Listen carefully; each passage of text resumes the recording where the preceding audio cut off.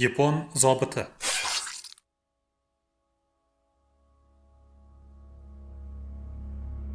Shtabga yig'ilgan ofitserlar jahldor va xo'mraygan yuzidan polkovnik Isikuraning kayfiyati yomonligini darhol sezishdi. Polk komandiri xushmuomala emasdi, lekin aytish lozimki, u qo'l ostidagi odamlarni hech qachon yerga urmasdi. U ozg'in bo'lib, kiygan mundiri xuddi kiyim ilgishda turgandek tuyulardi. Polkovnikning yoshi ulug'ligi yuzidagi ajinlar va hafsala bilan tekislangan oqargan sochlaridan sezilib turardi. Uning nigohlari teshib yuborgudek edi. Russiya harbiy qo'mondonlariga taqlidan yuqori labini ingichka mo'ylovi bezab turardi. Polkovnik uzun stolning boshida o'tirmas, xona to'rida u burchakdan bu burchakka borib kelar. Bu ham kayfiyati yomonligidan darak berardi. Ofitserlar majlis boshlanishini kutib jimib qolishdi. Polk shtabi savdogarning keng uyida joylashgandi. Savdogar esa oilasi bilan eson-omon chet elga qochib yashiringan, aytishlaricha hozir Shvetsiyada yashardi. Egasiz qolgan uy ancha to'kilgan va avvalgi tarovatini yo'qotgandi. Janob ofitserlar, Isikuraning ovozi keskin edi va jaranglab eshitilardi. Ahvolimiz yomonlashmoqda. Hozirgina qo'shinlarimizning bosh shtabidan xabar qilishdi. Kecha partizanlar qurollarimiz, turli harbiy anjomlar ortilgan karvonimizni qo'lga kiritibdi va ta'qibdan qochib qutulibdi. Kuchli jala barcha izlarni yo'qotib yuborgan, lekin ular ruh emas va vaqtni boy bermasak, qidirib topsak bo'ladi. Partizanlar o'chog'i hamda ular qurollarni berkitgan joyni topish albatta shart. Endilikda tish tirnog'igacha qurollangan bu odamlar aminmanki yirikroq birlashmalar tuzib, tungi hujumlardan kunduzgi keng ko'lamli harakatlarga o'tadi. Ularning bariga tayyor turishimiz va oldindan choralar ko'rishimiz zarur. Eng avvalo ogohlikni kuchaytirishimiz, batalyon, rota va vзводlarimizni to'liq jangovar holatda ushlab turishimiz kerak. Shaharning tungi muhofazasi va qo'riqlash xizmatini yirikroq bo'linmalar bilan kuchaytirishimiz kerak. Polkovnik so'zlashdan to'xtadi, yana devor oldida yurishda davom etdi va Rossiya shimoli xaritasi oldida to'xtadi. Muhim xabardan esankirab qolgan ofitserlar uni diqqat bilan tinglashardi. Qayerlardadir jang davom etar, ular esa umuman olganda Arxangelskda tinchgina yashayotgandilar. Isikuraning so'zlariga qaraganda, urush endi bu yerga ham yetib keladi. Ko'p yillik xizmatni o'tab qo'ygan katta yoshdagi ofitserlar tashvishlana boshlagan, poruchik Yutaro Toda esa aksincha jonlangandi. Nihoyat zerikarli tartibdagi garnizon xizmati tugaydi va haqiqiy ish boshlanadi. Oxiri yo'q qorovullik xizmati uning joniga tekkan, endi yangi ta'sirotlarni xohlardi. Poruchik otmigina kiyingan, mudom qovog'i soliq va kulbalardan tashqariga chiqmaydigan mahalliy aholining yaxshi o'qitilgan muntazam qo'shinga qarshi chiqishiga, ularni hatto chekinishga majbur qilishiga sira ishona olmasdi. Har holda Yutaro Toda hali haqiqiy pamorlar bilan to'qnashmagan. Arxangelskning o'zida va atrofidagi qishloqlarda esa faqatgina chollar, kampirlar, bolalar qolishgan. Ular haqida jiddiyroq gapirishga hojat bo'lmagandi. Polkovnik bir necha soniya xaritani ko'zdan kechirdi-da, so'zida davom etdi. Avval aytganimdek, partizanlar tanasiz ruhlar emas. Keling, ular qayerga bekinishi mumkinligi va qo'lga kiritgan qurollarni qayerga yashira olishi haqida o'ylab ko'raylik. Mana bu yerda quyuq o'rmon joylashgan. Isikura qalami bilan xaritadagi yashil dog'ni belgiladi. Lekin ular bu yerga yo'nalgani dargumon. Kuchli yomg'ir va sovuq havo paytida o'rmon yaxshi boshpana bo'la olmaydi. Mabodo oldindan yerto'la va omborlarni tayyorlab qo'yishmagan bo'lsa albatta. Lekin bunday qilmagan bo'lishsa kerak. Otryadlarda odam kam. O'rmonga moslashib yashash ko'p ishchi kuchini talab qiladi. Esingizdami, qishda qor haqiqiy muz qatlamga aylanganida biz o'rmon chetini, keyin ichini ham tekshirib, shubhali hech nimaga duch kelmagandik. Ko'plab odamlar bir yerdan ikkinchi yerga ko'chsa, buni yashirib bo'lmaydi. Qordagi izlari sotib qo'yadi. Bundan tashqari, bular, pamorlar, ularga o'rmondan ko'ra daryo va dengiz qulayroq. Polkovnik shunday deya qalamini xarita ustida taqillatdi. Demak, bir narsaga diqqatimizni qaratamiz.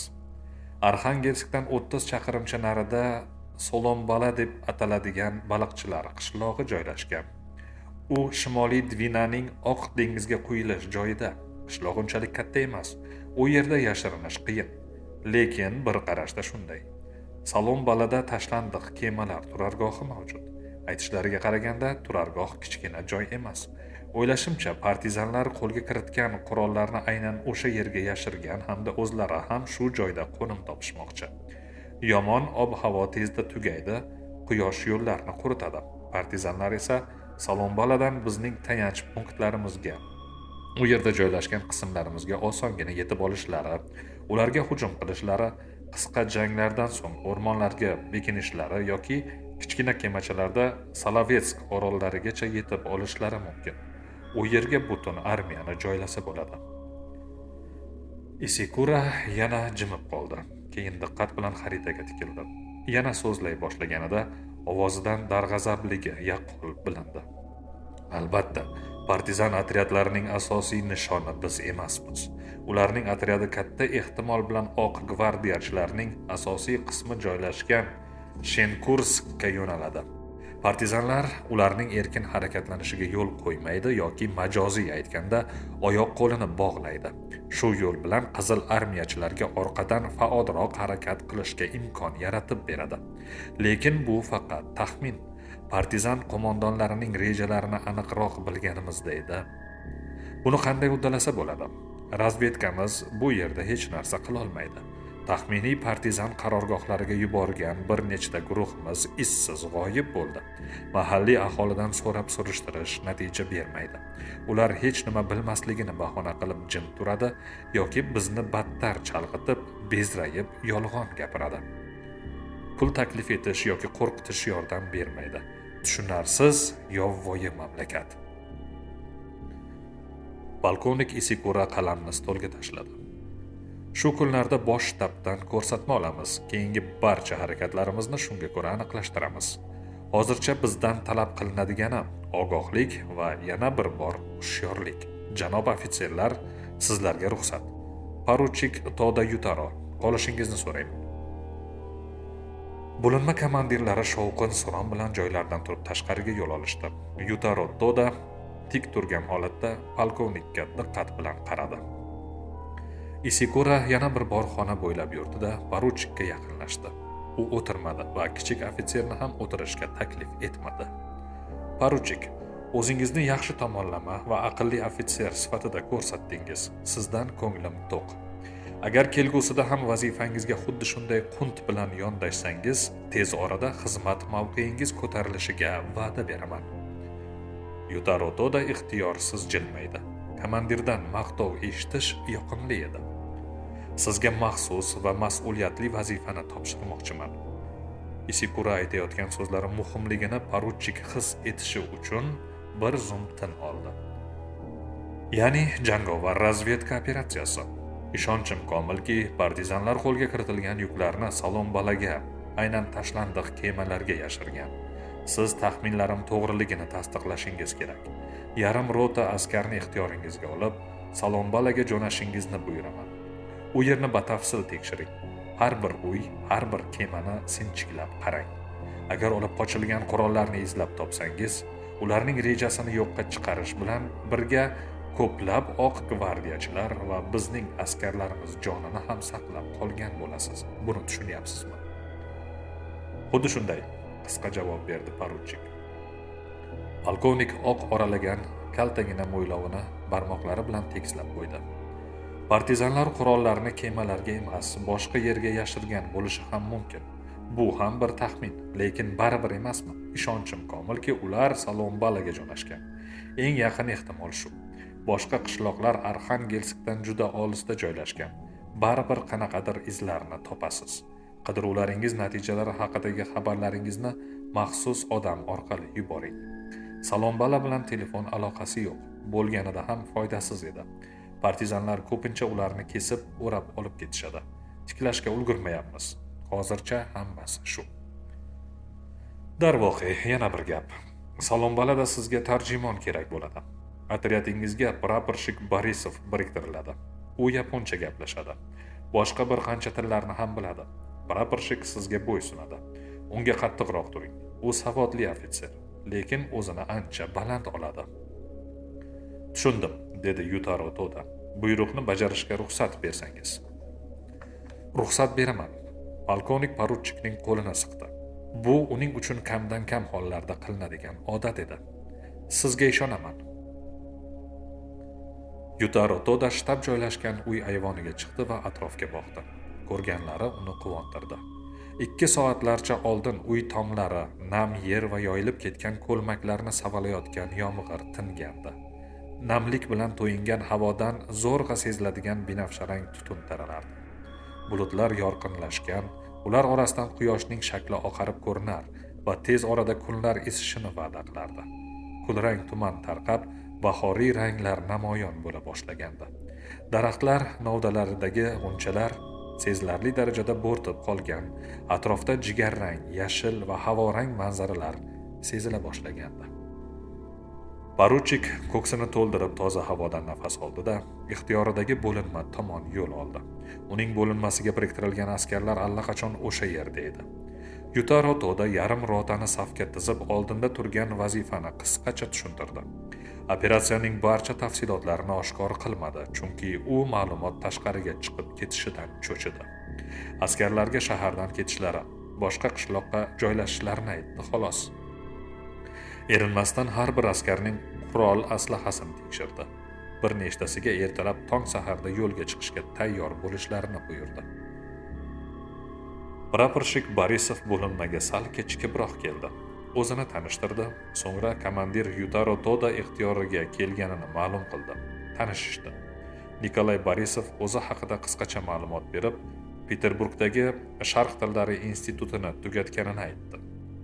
Yapon tilidan tashqari ingliz va fransuz tillarini ham bilarkan. Oq armiya safida 1 yildan ko'proq vaqtdan buyon xizmat qilishini aytib, ziyolilar, dvoryanlar oilasidan kelib chiqqanini alohida ta'kidladi. Borisov poruchikka yoqmadi.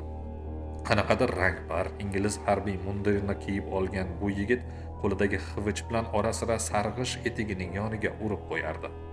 O'zini ancha erkin tutar, poruchik uni tartibga chaqirib qo'ymoqchi bo'ldi-yu, bu ishni keyinroqqa qoldirdi.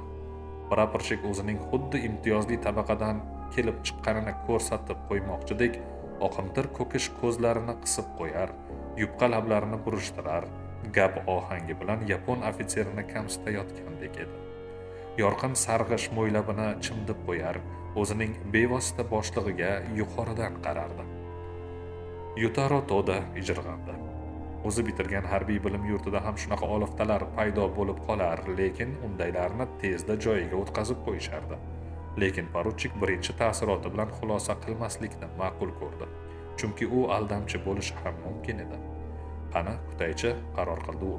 Agar kerak bo'lib qolsa, bu oliftaning po'stagini qoqib qo'yaman. Borisov yaponchani binoyidek bilar, erkin gapirar, lekin talaffuzi boshqachaligi yaqqol sezilib turardi. Arxangelskdan poruchik mo'ljallagandek tong saharda yo'lga chiqishdi. Ob-havo ochilgan, osmon moviy rangga kirgan, salgina sovuq sezilib turardi. Etiklar ostidagi muzlagan yer qirsildar, yurish yengillashgan va askarlarda doimiy ma'yuslik sezilmas, shodon olg'a qadam tashlashardi. Oldindagi 2 aravada oziq-ovqat va aslahalar ortilgandi. Yutaro Toda begona ko'z va quloqlardan ehtiyot bo'lish maqsadida aravakashlarni olmaslikka qaror qildi. Askarlar orasida qishloqda voyaga yetganlar ham bor bo'lib, otlarga qanday qarash kerakligini bilishar va jonivorlarni o'zlari ishonch bilan boshqarishardi. Yo'l o'rmonga yaqinlashdi. Poruchik har ehtimolga qarshi oldinga soqchilar bo'linmasini yubordi va o'zi ham tevarak atrofni, o'rmon changalzorini e'tibor bilan ko'zdan kechirdi.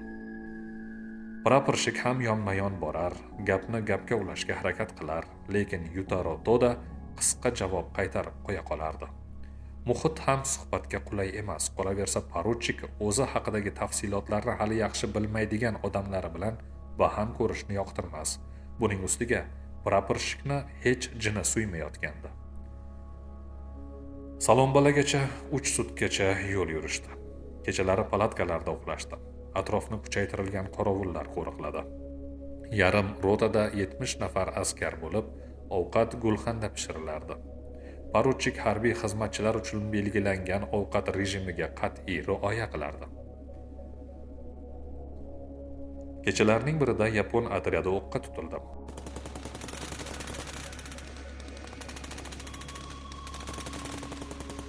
Lekin sog'-omon qolishdi. Poruchikning buyrug'iga ko'ra askarlar tezgina doira shaklidagi mudofaaga o'tib, o't uchquni chiqayotgan joylarga qarab mo'ljalga olib otishma bilan javob qaytarishdi. Jang biror soat davom etgach, partizanlar o'rmonga yashirindilar. Shundan so'ng kolonnani salom-balagacha hech kim bezovta qilmadi. Salom-bala uncha katta bo'lmagan baliqchilar qishlog'i ekan. Shimoliy Dvina bu yerdan oq dengizga quyilardi. Uning og'zi keng bo'lib, chuchuk suv oqimi dengiz sathini to'ldirar va uning suvi bilan to'qnashgan joylarda to'lqin hosil qilardi. Dengiz uzra chaykalar uchar, qo'qqisdan pastga sho'ng'ib, suvdan kichik baliqchalarni ovlab, yana osmonga ko'tarilardi. Ularning ovozlari qumli tekis qirg'oqqa dam-badam urilayotgan to'lqinlarning shovullashini bosib, atrofga ancha uzoqdan eshitilardi. Primoryening boshqa qishloqlari singari bu yerda ham erkaklar kam bo'lib, asosan chollar, ayollar va bolalar yashardi. Tashlandiq kulbalar ham serobligidan rota uchun joy masalasi tezda hal bo'la qoldi. Yapon otryadini ko'rgan zahoti mahalliy odamlar hovlilariga kirib ketishdi. Qishloqda jimjitlik va kimsasizlik hukmronlik qilar va faqat itlarning hurishigina bu yerda qandaydir hayot borligidan darak berardi.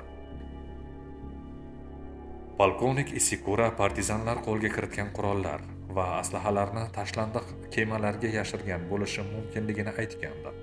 Askarlar joylashib, yegulik tayyorlagunicha Yutaro Toda kemalar qabristonini ko'zdan kechirishga qaror qildi.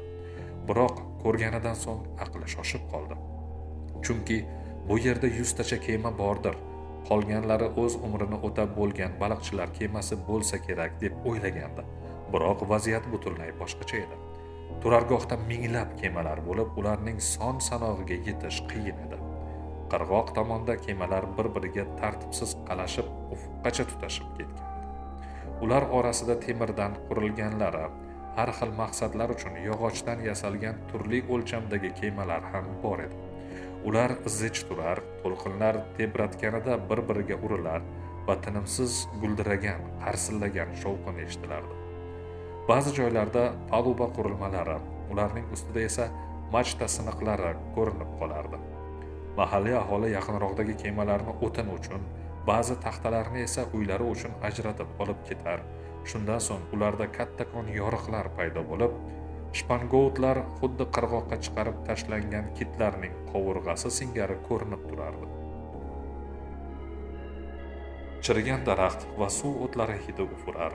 Yog'och hamda temirdan yaralgan ushbu o'lik saltanatda sovuq shamol g'amgin hushtakchalar. Xira oftob nurlari esa ko'zga tashlanayotgan zerikarli va ma'yus manzara ta'sirotini yanada kuchaytirardi. Yutaro Toda bo'linmasi joylashgan manzilga o'yga botgan holda qaytib keldi. Oldimizdagi vazifa men o'ylaganchalik oson emas, dedi u tarjimonga. Bu qabriston o'nlab kilometrga cho'zilgan. Bu yerga butun boshli armiyani bekitish mumkin. Uni to'liq ko'rib chiqish uchun bir umr ham kamlik qiladi. Praporshik masxaralagandek kuldi. Ko'rib chiqishingiz shart emas. Mahalliy aholini bu yerga yig'amiz, ixtiyoriy ravishda qurollar hamda partizanlar yashiringan joyni topib berishlarini taklif qilamiz. Agar rad etishsa, bir ikkitasini otib tashlaymiz. Tezda aqllarini yig'ib olishadi. Poruchik aftini bujmaytirdi. Mahalliy aholini yig'ish kerakdir. Bu yaxshi fikr. Lekin ularga do'q urish va otib tashlash bilan tahdid qilish ortiqcha. Biz partizanlar bilan urushyapmiz, tinch aholi bilan emas. Keyin zo'ravonlik hech qachon yaxshi natijalarga olib kelmagan. Praporshik o'z komandiriga takabburona qaradi. Mayli, ko'ramiz. Tinchliksevarligingiz bilan nimalarga erisharkansiz? Poruchikning buyrug'i bilan mahalliy aholini uncha katta bo'lmagan qishloq maydoniga haydab kelishdi. Ular to'da bo'lib, boshlarini quyi solgancha jim turishar, faqat o'smirlar chet ellik askarlarni qiziqish bilan kuzatardilar. Yutaro to'da qishloq yetakchisining uyi ayvonidan Salombala ahliga murojaat qildi. Bu yerlarda partizanlar yashiringani va qurollarni ana bu yoqqa bekitgani bizga ma'lum. Poruchik qo'li bilan kemalar qabristoniga ishora qildi. Xohlardimki, bu joylarni ixtiyoriy ravishda o'zingiz ko'rsatsangiz. Bizning vazifamiz qurollarni olish va ketish. Qon to'kish va to'qnashuv kerak emas. Biz mamlakatingizga qonuniy hukumatni tiklash va fuqarolar urushiga chek qo'yish uchun kelganmiz. Praporshik Borisov poruchikning aytganlarini tarjima qilardi, lekin Yutaro Toda so'zlari mahalliy aholiga yetib bormayotganini ko'rdi. Aksincha, ularning yuzlari qahrga to'lib, qarashlari yanada badqovoqlashdi. Poruchik tarjimon ham o'zidan ancha-muncha so'z qo'shayotganini gumon qildi. Buni uning gap ohangidan bilsa bo'lardi. Yutaro Toda to'g'ri o'ylayotgandi. Siz iflos cho'chqalarni, dedi Borisov nafratomuz iljayish bilan. Ko'rib turibmanki, anchadan beri hech kim savalamaganga o'xshaydi. Shuning uchun o'z xo'jayiningizni esdan chiqargansiz. Agar chirigan kemalar qabristonidagi qurollar yashirilgan joylarni ko'rsatmasangiz, o'sha joylar sizning ham qabristoningizga aylanadi. Buning uchun 3 kun muhlat beramiz. Keyin esa itvachchalaringiz bilan qo'shib otib tashlaymiz. He, onalaringni. Praporshik Salombalaliklarni og'ziga olib bo'lmaydigan so'zlar bilan bo'ralatib so'kdi. Birinchi qatorda turgan oppoq soqolli qariya boshini ko'tardi. Ancha katta ketdingiz, janob oliylari. Keyin attang qilib yurmang. Borisovning yuzi g'azabdan qizardi. Sen dehqon bashara kim bilan gaplashayotganingni esdan chiqardingmi? Borisov ayvon panjarasidan sakrab tushdi-da, qariyaning oldiga kelib xivichi bilan yuziga tushirdi. Senga muomalani o'rgatib qo'yaman. Xivich zarbidan cholning yuzida qizil chiziq paydo bo'ldi. U lablarini qattiq qimtigancha tarjimonga qahrli nazar bilan qarab turaverdi. Borisov to'pponchani olishga urinib, zo'r berib g'ilofni timdalardi. Yutaro Toda panjaradan sakrab tushdi-da, tarjimonning qo'lidan tutdi. "Bas qiling deyapman sizga", qichqirdi u. "Hammasini rasvo qildingiz. Nega mahalliy aholini bizga qarshi qayrayapsiz?" Borisov ansiragancha og'ir nafas olar, yuzidagi qizillik sekinlik bilan keta boshladi. "Siz bu yaramaslarni bilmaysiz", to'ng'illadi u. "Inson parvarligingizga, poruchik, bu yerda munosib javob berishmaydi. Bu haromilarning aqlini faqat xipchin va o'q kiritadi." Yutaro Toda Salombalaliklar bilan gaplashish endi befoydaligini tushundi. U qo'l silkigach, qishloq aholisi tarqala boshladi. Kaltak yegan qariya nimalardir der, lekin Yutaro Toda uni tushunmasdi. Aslida u shunday degandi: "O'zimizning hayvondan ko'ra kelganda ofitserning ko'ngli yumshoqroq ekan. Hali shoshmay turing, janob."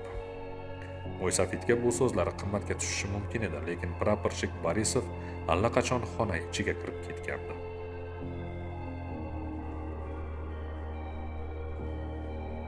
Salombalaliklar o'z hovlilariga tarqala boshladilar. Poruchik ularning ortidan qarab qoldi. Uning kayfiyati tamoman buzilgandi. U praporshik Borisov bilan o'zaro hamjihatlikda ish olib borolmasligini va bu zimmasidagi vazifani bajarishni o'ta qiyinlashtirishini tushundi. Shunga qaramay, u o'zini bosib turolmadi. "Bilasizmi, janob praporshik, agar menga shu tarzda ko'mak berishda davom etsangiz, tez orada o'zimizni Salombalada xuddi qamaldagi mahbuslardek his etamiz, deb qo'rqaman." Praporshik o'z odatiga ko'ra yupqa lablarini burishtirdi. "Janob poruchik, o'zga yurtda qoidalaringizni o'rnatmay qo'ya qoling. Bu hayvonlarni o'z og'iliga qanday haydab kiritishni sizdan yaxshiroq bilaman. Shuni aytib qo'yishni lozim topamanki, men bo'linmangizga biriktirilganman xolos. Demak, ikkimiz teng huquqlimiz. Shunday ekan, iltimos, menga buyruq bermang va o'rgatmang ham." Shundan so'ng ular o'zaro gaplashmay qo'yishdi va boshqa mavzuda og'iz ham ochishmadi. Agar ish yuzasidan zarurat tug'ilsa, qisqacha savol-javob bilan cheklanardilar xolos. Shu tarzda bir hafta o'tdi. Bu vaqt ichida qishloq atrofi Salom-Bala aholisining uylari tekshirib chiqildi, lekin shubhali hech nima topilmadi. Yutarotoda partizanlar kemalar qabristoniga yashiringaniga shubhalanib qoldi, chunki u bekinish uchun juda noqulay edi. Bu yerda yurish uchun ochiq palubalar ustida kezish kerak bo'lar, buni esa yashirib bo'lmasdi. Boz ustiga, bu vaqt ichida partizanlar biror marta ham o'zlarini sezdirmadi, rotani o'qqa tutmadi va asosiy bazalaridan ancha uzoqdagi baliqchilar qishlog'ida yashab turgan yapon askarlarini bezovta qilmadi. Partizanlarning maqsadi til sifatida uning o'zini asirga olish, so'ngra qo'mondonsiz qolgan rotaga hujum qilib, butunlay yo'q qilolmasa, askarlarni tarqatib yuborish va o'z qismlariga qaytib ketishga majburlash ekanini poruchik qayerdan ham bilsin. Razvedka guruhi o'rmon chetidagi yalanglikda yondirib yuborilgan aravalar qoldig'ini ko'rgani haqida xabar berdi. Shundan so'ng Yutarotoda partizanlar o'rmonda yashiringani yoki o'rmonni kesib o'tib boshqa otryadlar bilan qo'shilganiga ishonch hosil qildi. Chunki ularning vazifasi oq gvardiyachilarni yo'q qilishda Qizil armiya qismlariga yordam berish, endilikda qurolga ega bo'lgach, jangovar harakatlarga faol qo'shilishlari mumkin edi.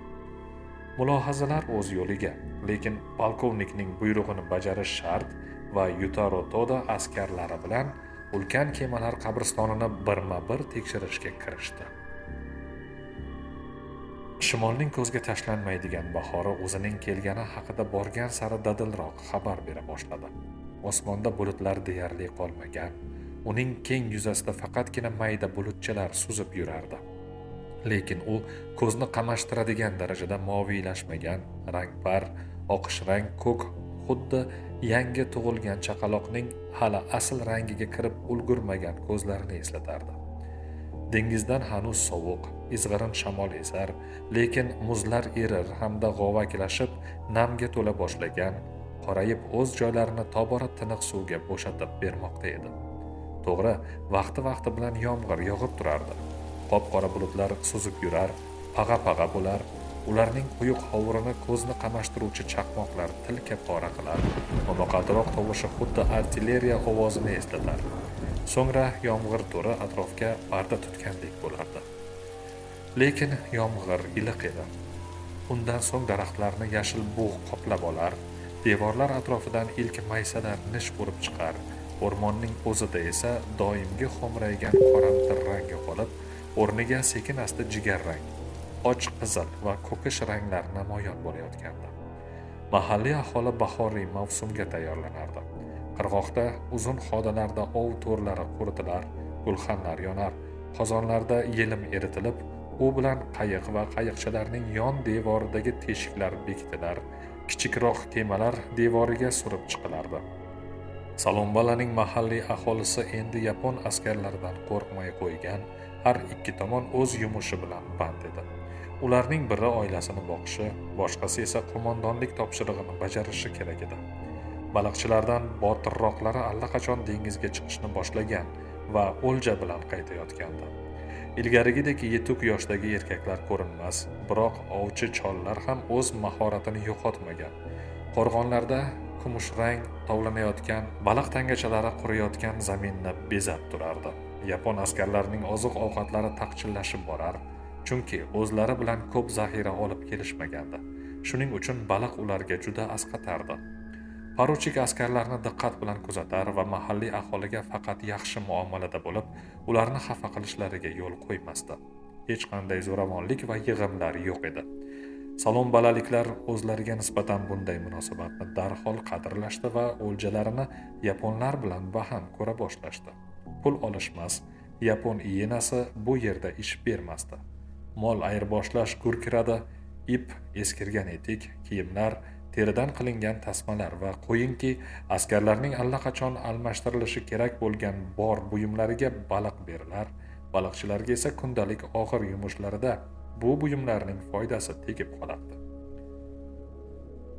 Kemalar qabristoni poruchikni hanuz hayratga solardi. U chindan ham cheksiz edi.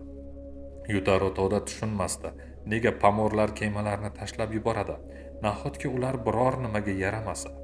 Lekin yaqinroqdan ko'rgach, u tashlandiq kemalarning bari keraksiz lash-lush ekanini tushundi. Yog'ochlar ko'p yillik xizmatlari davomida chirindiga aylanib bo'lgandi. Ularni qurtlar ilma teshik qilib tashlaganidan hatto o'tinga ham yaramasdi. Namiqib, chirish va mog'ordan qorayib ketgan bu yog'ochlar tutab yonar, issiq bermasdi. Ayrim kemalarning palubasi hali mustahkam bo'lsa-da, ba'zilarida yurish xavfli edi. Oyoq qo'yilsa, ular yorilib ketib, suv xira oynadek yiltirayotgan va bort bog'ichlarining o'tkir siniqlari ko'rinib turgan ostki bo'lmaga tushib ketish mumkin edi. Kemalar qabristoni kalamushlar oshiyoniga aylangandi. Ular bu yerda tom ma'noda son sanoqsiz edilar. Odamlarni ko'rganda chiyillab pana joyga qochar, u yerdan munchoqlik ko'zlari yiltirardi. Dovyurakroqlari esa kema tomlariga chiqib olib, u yerdan kelgindilarni kuzatar, na hayqiriqlarga, na askarlarning ularga qarata otgan yog'och bo'laklariga parvo qilardi. Yutarotoda yoqimsiz maxluqlar bu yerda nima bilan oziqlanarkan deb hayron qolardi. Kemaning ostki bo'lmalaridagi odam skeletlari va o'zlariga o'xshash yirtqich maxluqlarning suyaklarini ko'rgandagina kemiruvchilar baliqchilarni va bir-birlarini yeb kun ko'rishini tushundi. Kalamushlar aql bovar qilmas tezlikda va ulkan miqdorda ko'payar, o'zlari yemak ehtiyoji va iste'mol orasidagi muvozanatni saqlab turishardi. Quyosh yanada sezilarli qizdira boshladi. Namiqqan yog'ochlar quridi va osmonga kemalar qabristoni uzra hovur ko'tarila boshladi. Bu esa atrofdagi manzarani buzdi va xuddi jonsiz kemalar yelkanlari bilan o'zidan o'zi tutab yonayotgandek, shusiz ham xiralashgan osmon qoraygandek tuyuldi. Askarlar tarqalib, zanjir holatida tizilgancha kemalarni birma-bir tekshira boshladilar. Qancha shoshilmasinlar, yashirin joylarida tekshirish sekin ketayotgandi. Chunki o'z umrlarini o'tab bo'lgan dengiz darbadarlarining abadiy turargohi juda bepoyon edi. Yutarotoda askarlar yonida baravar mehnat qilib, o'z chidamliligi va kamtarligi bilan ularga o'rnak bo'layotgandi. U endi partizanlar o'rmonga yashiringan degan ilk taxmini noto'g'ri ekaniga ishonch hosil qilgandi. Balki qanchadir qismi o'rmonda bo'lgandir, lekin asosiy qism shu yerda, ya'ni tashlandiq qabristondaligi aniq. Poruchik nega palubalarda odamlar ko'rinmayotganini tushundi. Ular kemalarning yon devorlaridan odam sig'adigan tuynuklar ochishgan va yuqoriga ko'tarilmay, bir kemadan ikkinchisiga o'tib ketaverardilar. Kemalardagi tuynuklar yangi edi, chunki o'tish joylarida taxtalar yaqindagina qo'porilgani ko'rinib turardi. Bundan tashqari, quruq bo'lmalardan ba'zan konserva bankalari, patron gilzalari topilayotgandi. Poruchik askarlarga hushyorlikni kuchaytirib, o'ta sinchkov va ehtiyotkor bo'lishni buyurdi. U hali yosh bo'lishiga qaramay, ma'nan tez ulg'aygandi. U tushundiki, ofitserlik nafaqat jang san'atini bilish, balki qo'l ostidagi askarlar hayoti uchun ulkan mas'uliyatni his etish hamdir. Yetuk mas'uliyat hissi uni yoshiga nomunosib jiddiy va mulohazali qilib qo'ygandi. Shubhali tuyulgan joylarga u o'zi birinchi bo'lib kirar va askarlarga qalqon bo'lardi.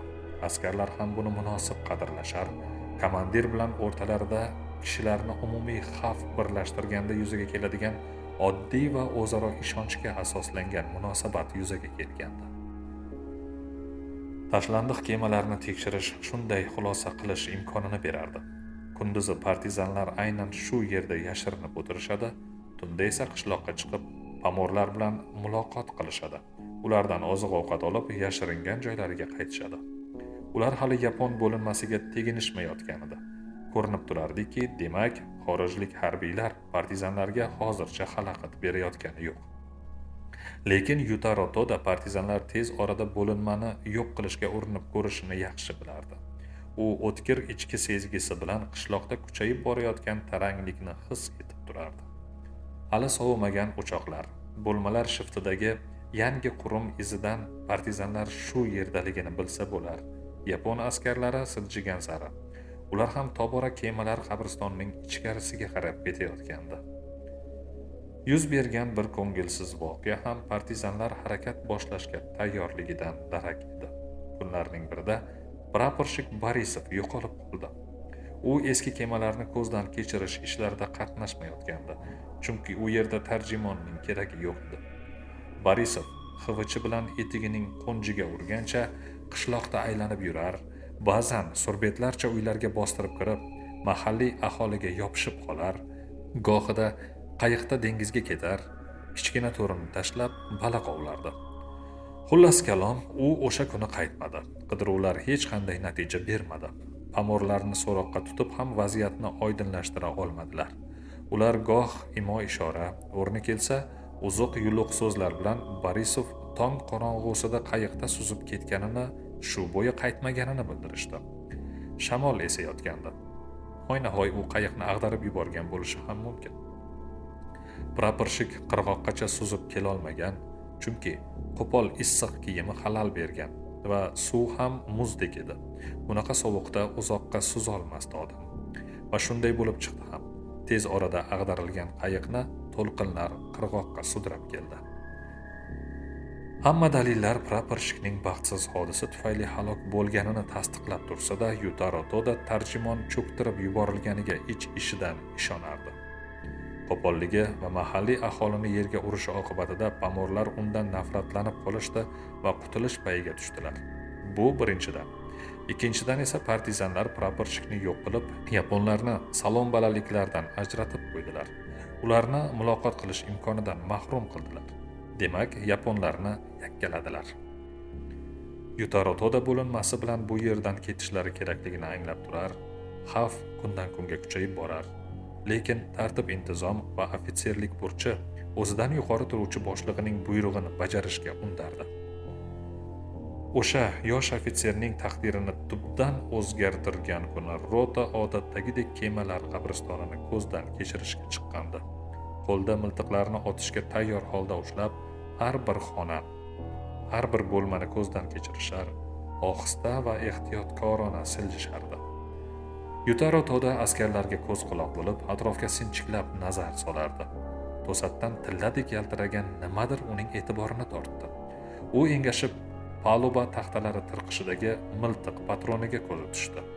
Uni olib, sinchiklab ko'z yugurtirdi. Patron yangigina bo'lib, hali qorayib ulgurmagandi va eng muhimi, yapon miltig'ining patroni. Bu muvaffaqiyat edi. Poruchik hayajondan tanasi qizib ketganini sezdi. Patron partizanlar egallab olgan quroq-yaroqlar partiyasidan ekani aniq. Hamma yoqni ko'zdan kechirib, o'sha xonadagi yog'och devorda yana bir patronni ko'rdi. Bu paytda askarlar ancha ilgarilab ketgan, ba'zilari esa kemalarning ostki bo'lmalariga tushib ko'zdan g'oyib bo'lgandi. Yutaro Toda kayutalardan biriga kirdi-yu, shu zahoti ensasida miltiq qo'ndog'i bilan berilgan kuchli zarbni his qildi. Ko'z oldida olovrang doirachalar yarq etdi-da, polga yiqildi va hushini yo'qotdi. Keyin nima bo'lganini, qancha vaqt behush yotganini poruchik aytib bera olmasdi. Chuqur bo'lmada o'ziga kelgach, boshi og'riqdan yorila yozdi. Igragancha ming mashaqqat bilan o'rnidan turdi va o'tirdi. Nimqorong'i xona snaryad gilzasidan qilingan lampa yordamida yoritilardi. Stol oldida soqolli kishi o'tirar va yonidagi partizanlarga nimanidir gapirardi. Keyinchalik ma'lum bo'lishicha, bu birlashma rahbari Saveliy Parfyonov ekan. Asrning ingraganini eshitib, Parfyonov unga o'girildi. "O'ziga keldi", dedi u yengil tortib. "Qo'ling buncha qattiq bo'lmasa, Kondratiy, shunday uribsanki, ofitsercha bir kunda ham o'ziga kela olmasa-ya." "Ha, nolimayman", deb javob qaytardi Kondratiy deganlari. "Xudoyim kuchdan qismagan. Agar astoydil tushirganimda bormi? Yaponcha arsha a'loda yurgan bo'lardi." "Qani, turib o'zinglarchi", dedi Parfyonov. Partizanlar poruchikning qo'ltig'idan olib oyoqqa turg'izdilar. U chayqalib turar, kuchli og'riqdan ko'ngli aynir, lampa yorug'i ko'zlarini turli ranglar bilan qamashtirayotgandi. Gaplashayotganlarning ovozlari quloqida qattiq jaranglar, go'yoki kar qiladigan darajada edi. Poruchik birorta ham so'zni tushunmadi. "Hozir undan biror gap chiqishi qiyin", xulosa qildi Parfyonov. "Kayutaga kiritib tashlanglar, ko'z quloq bo'linglar. Ertalab gaplashamiz." "Lekin uni zo'r ilintirdik-da", kuldi ikkinchi partizan. "Patronlarga xuddi chuvalchangdek tashlandi o'zi ham. To'rga tushganini o'zi ham bilmay qoldi." Bu Yutaro Todaning oxirgi eshitgan so'zlari edi. Uni itarib bo'lma ichkarisiga, So'ng yoriqdan o'tkazib, zinapoyaga olib borishdi-da, yuqoriga ko'tarilishga majbur qildilar. Oqshom tushgach, ko'kish qorong'ulik uzra qishloqning g'ira-shira chiroqlari zo'rg'a ko'rinar, poruchik ikkala qo'li bilan ushlab olgan boshi uzra samoda yirik yulduzlar ko'z qisgandek miltillardi. U zo'rg'a muvozanatini saqlab turardi. Uni torgina kayutaga itarib kirgizdilar-da, eshikni qattiq yopib, Lokidonni g'ichirlatib surib qo'yishdi. Kayuta derazasiga tashqaridan taxta qoqib tashlangandi. Qop-qorong'i zulmat ichida u qandaydir cho'zinchoq o'rindiqqa o'xshash qattiq joyni paypaslab topdi-da, unga o'zini tashlab yana hushidan ketdi. Ertalab esa o'zini ancha yaxshi his qila boshladi. Yana Lokidonni g'ichirladi.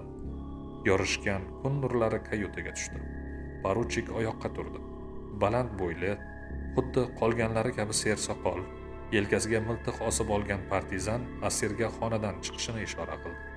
Yutaro Toda bo'ysundi. Toza havodan boshi aylandi, lekin ongi ravshanlashdi. Atrofga alanglab qayerdaligini bilmoqchi edi, ulgurmadi.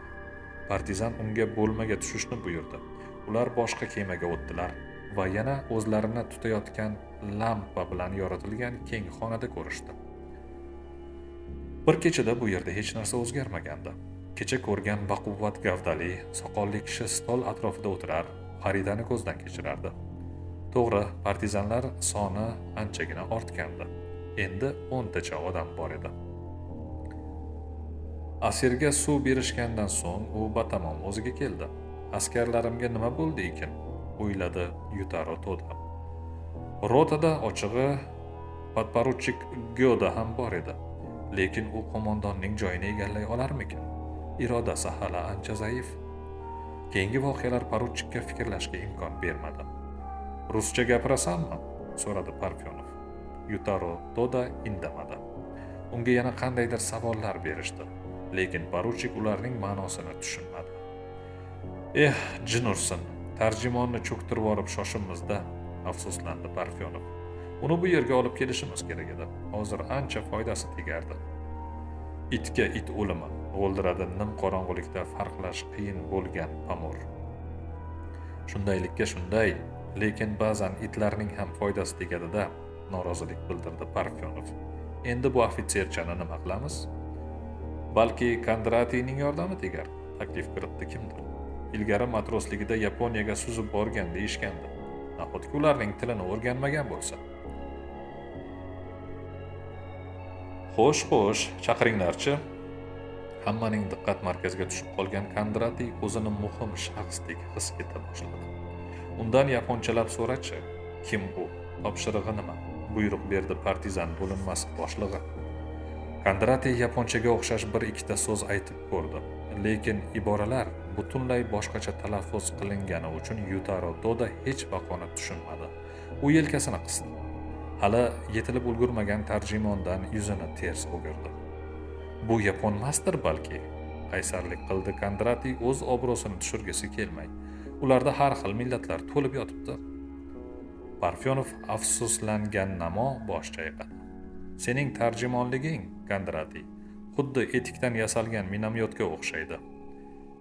Tushunarli, til ovimiz baroridan kelmabdi. Undan umidimiz katta edi. Endi uni nima qilamiz? Ovora bo'lib o'tiramizmi? Albatta, ular biznikilarga rahm qilmaydi. Qo'limizni bog'laydi xolos. G'ovur-g'uvur qildi partizanlar.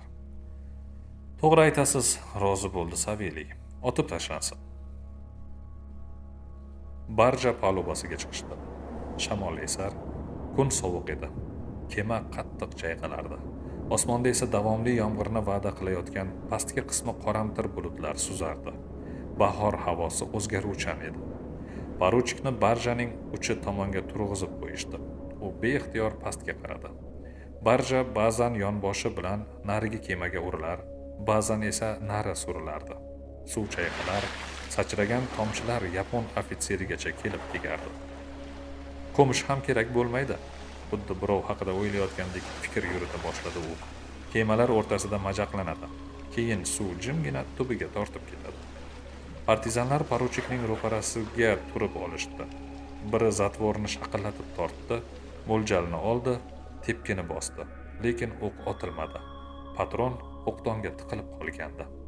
Ikkinchi partizan esa qurolsiz chiqqandi. Va shunda Yutaro Todaning g'azabi qaynadi va hatto so'kib yubordi. O'limga tayyorlansa, ko'ksiga o'q tegishini, muzdek suvga qulashini kutsa-yu, buning o'rniga azoblaydigan bema'ni kutish bilan javob qaytarishsa, u diqqat bilan tikildi.